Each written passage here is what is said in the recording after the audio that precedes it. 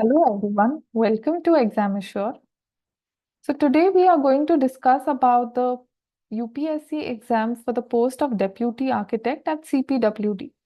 Now since the UPSC has issued the notification for the date of the examination along with the syllabus, or let's say the topics that need to be studied, we at Exam Assure have been flooded with questions from students with respect to what should I do to prepare better, or how can I keep myself more motivated? I am studying everything, but I can't remember a few things, or I'm not feeling motivated enough. That is one of the common questions. And the second most common question that we are addressing is how to deal with the new topics. What are these new topics? What kind of questions can be asked for these new topics? Where do I prepare from, etc. So today we are going to talk about primarily why is this CPWD architect exam, deputy architect exam, a golden opportunity, and how should you, or what is something that would keep you motivated. Along with that, we are also going to talk about what exactly are the new topics that have been added this year in this year's exam. So if we say why is it a golden opportunity, if you compare the posts with the previous years whenever the exam has been conducted by UPSC, let's start from 2015.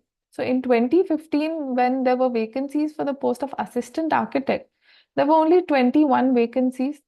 In 2016, when there were vacancies for assistant architect and deputy architect, there were hardly 22 and 13 vacancies respectively. Even last year in 2023 for the exam of assistant architect, there were only 13 vacancies.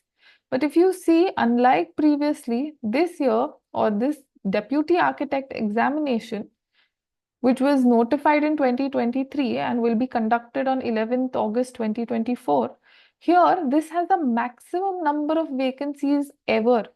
So 53 is a large number of vacancies, and uh, if you see, this exam is not conducted every year. Even if you look at this 2015, 16, directly in 2023, right? So we never know when these kind of vacancies will come again. And even if they do, will there be such a large number of vacancies? So that is why this is a major golden opportunity. So students who are saying that we don't feel like studying, or not feeling motivated enough, I hope this could be a trigger point for you in terms of the large number of vacancies that are there, and when this opportunity will come again, nobody knows. Secondly, in case of the salary or the perks that you would get once you are selected as a deputy architect, at the basic level, in terms when you begin as a deputy architect, your gross salary would be somewhere around 1,26,400. Along with some deductions, you would be getting a enhanced salary of 1,14,443. So this is at the start level as a deputy architect. Of course, with promotions and everything, things do change. But this is what the on-ground scenario is, right? Coming to the new topics that have been added for the examination. So if you see this time, these two topics, that is data communication and computer networks and Internet of Things and its applications, these two are new topics that have been added. Now, in terms of the questions that many of you had asked us with respect to how should I prepare, what is this, what is data communication networks, or what is Internet of Things, what should be the focus on, what kind of questions are going to come. We will look at that one by one. So let's first understand what is data communication and network. Now, if you see, data communication basically is the transmission of digital data between two or more computers, or a computer network, data network. In terms of, let's take a basic example. Right now, you're listening to this lecture or this YouTube video on your mobile device. So the way this data is getting transmitted is how is probably you are connected to your Wi-Fi or network. So the transmission of this data through this Wi-Fi, so it could be the transmission or the communication of this data is happening through a wireless medium. Now, in some cases, you would also be connected, your computer would be physically connected to a cable or the internet, right? So now the types of connections that are there, so wireless or through wires or cables. Now, in that, even various types of cables or various types of connection, for example, your optical fiber is another case. So this kind of communication with respect to data and networks that are used. Another example of transmission of data, communication or networks is your satellites, right? Now, this is basically an example I'm giving you to understand what exactly this topic is. So I would say this is not something rocket science or not something new. It is more of what you use in your daily life, right? We just need to understand the terms and terminologies that are technically used in the field of engineering with respect to data communication and networks. Whereas in terms of application, I would say it is something that we absolutely use on a day-to-day basis. Along with that, yes, of course, how does this data communication work? What are the various spectrums or your electromagnetic waves, etc. All of those things which help in transfer of this data or this communication, all of those technicalities is something that we need to focus on in terms of our preparation. Now, coming to IoT or Internet of Things. What is basically Internet of Things? Interlinking of your digital devices, people, machineries, appliances, etc., to each other through your wireless networks, right? Mostly the focus is on wireless. Now, in terms of your applications of IoT, if I have to say, the applications of IoT are endless. Now, in terms of applications, there are some things that we use on a daily basis as well. You have applications in various industries, right from agriculture to your transportation, healthcare,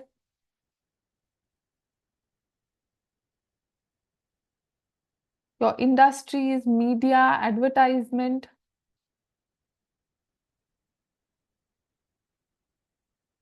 Also, another example, classic example of application of IoT is your smart cities.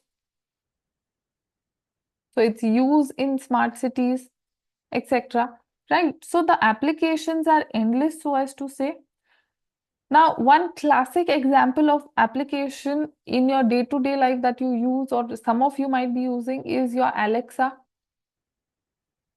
right? Where you ask Alexa to play some music, etc. So that is again a part of application of your IoT. Now, in terms of other things as well, if you see your government initiatives, what you would probably need to know from exam perspective is various government policies related to IoT. Let's say in with respect to India, the government has launched the Digital India Mission. So how is that important?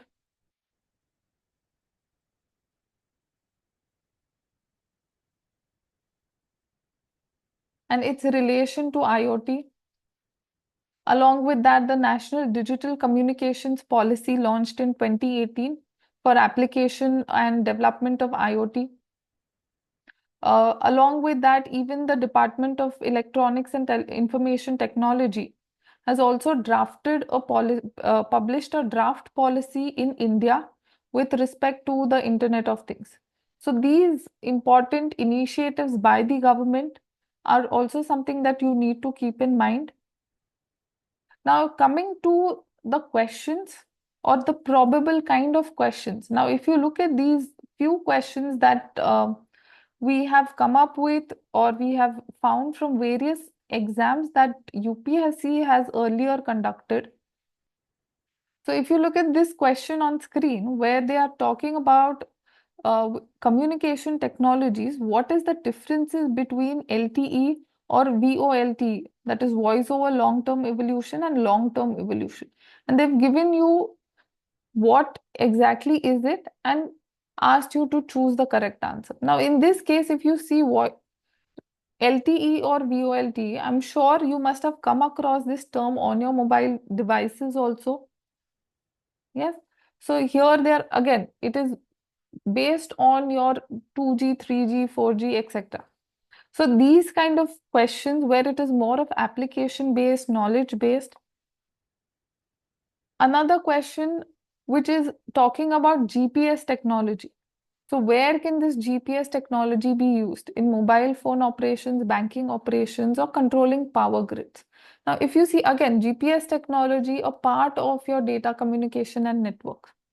So more examples, or if you see more than the basic theory of data communication, we can see questions more related to its applications and its usages, which is very, very important to note. Moving on to another question, which if you see is talking about when, I'll just read the question. When the alarm of your smartphone rings in the morning, you wake up and tap to it to stop the alarm, which causes your geyser to be switched on automatically.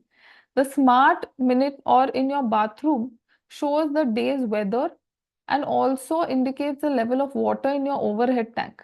After you take some groceries from your refrigerator for making breakfast, it recognizes the shortage of stock in it and places an order for fresh supply of grocery items. When you step out of your house and lock the door, all lights, fan, geyser, AC machines get switched off automatically. On your way to office, your car warns you about traffic congestion ahead and suggests an alternative route. And if you are late for a meeting, it sends a message to your office accordingly. In the above context of emerging communication technologies, which one of the following best applies to the above scenario? So here you're given with options as border gateway protocol, Internet of Things, Internet protocol, and virtual private network.